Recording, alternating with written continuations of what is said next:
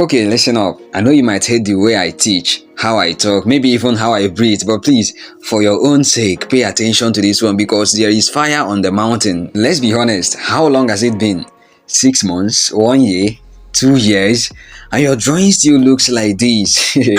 You are practicing, yes, but you are practicing the wrong way. They say practice makes perfect, but hear this, practicing the wrong way just makes permanent your bad habit. Today, we fix that and we start with the basics, the one thing you've probably been ignoring: sketching.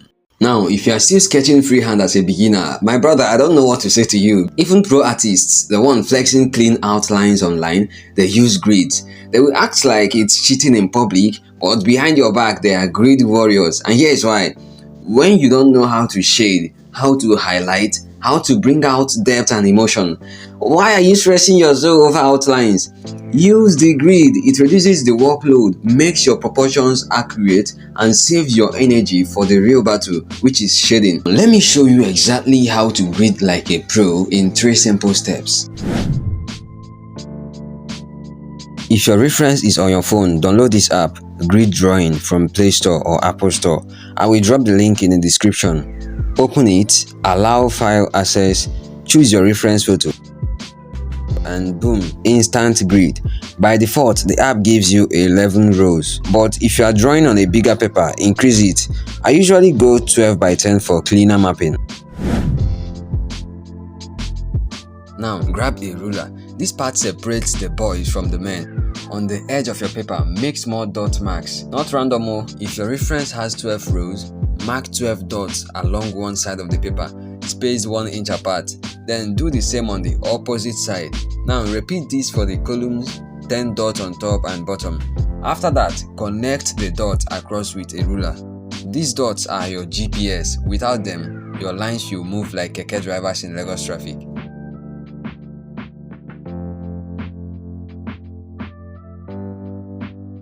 Now the real meat. With both reference and paper gridded, copy what you see square by square. Don't rush, don't freestyle, respect each box.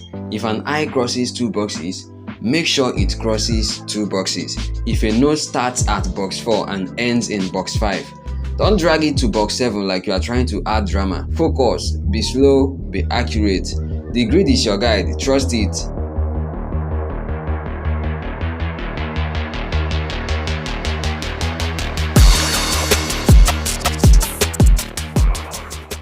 Oh, and again, before I forget, when you are sketching on the grid, no need to press hard, abeg. You are drawing, not digging tunnel. Keep your lines light so it won't mess up your shading later on. Also, no need to finish the whole sketch in one sitting. If your hand don't tire, rest. You are not in a sketching competition.